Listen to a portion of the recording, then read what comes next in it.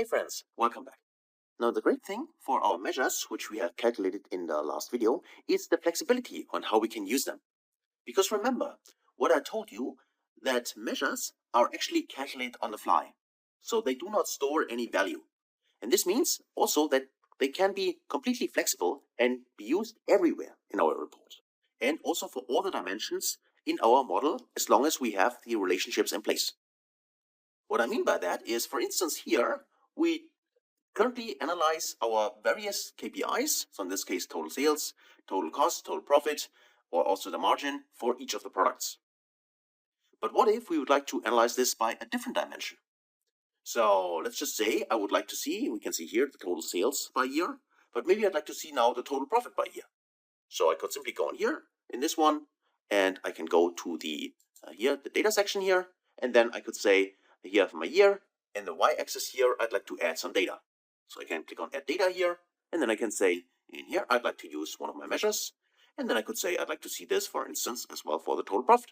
So I can click on total profit, and now I can see here my total sales as well as my total profit.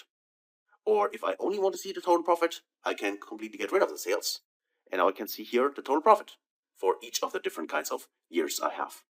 So you can see whatever kind of visual you use, could be a pie chart, donut chart, a bar chart, or also a map where you display the countries and visualize, for instance, the profit margin for each of the countries.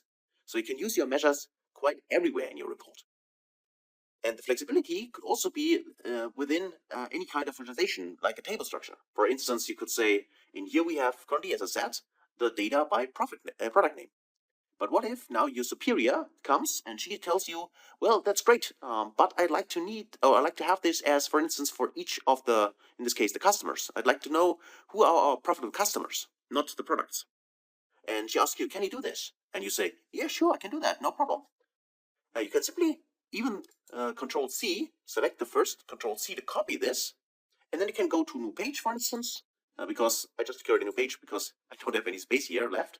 But you go in here and say Control V to paste it. And now you could say, instead of showing this for the product name, I can simply go in here to the selection. I can remove the product name like that. And I can see my sales and the other KPIs aggregated. And then I could say simply add some data. And now I'd like to see this for, as we said, for the customers. So I can go to my customer table here or search here directly. So go to customer, and there's customer name. And I can select this customer name. And now I can see the customer name in here. And for each customer, I can see here my KPIs. And of course, normally you would like to see the customer name at the first row, as the first entry here, first column, sorry. Then of course, simply use it and drag it up and place it on top. Like, let me just place it here. And let's actually get rid of the sum of total sales. That's just was the column. So of course, we get rid of that. And now we get our customer name here. And we can see the total sales, the total cost, the total profit, and the margins. And if we would like to know who are the most profitable customers, I can simply go in here, take a look at the profit margin, and I can sort it, the table by the profit margin, like that. And then I would see here the most profitable customer in this case is Donald Reynolds with the 43.51%.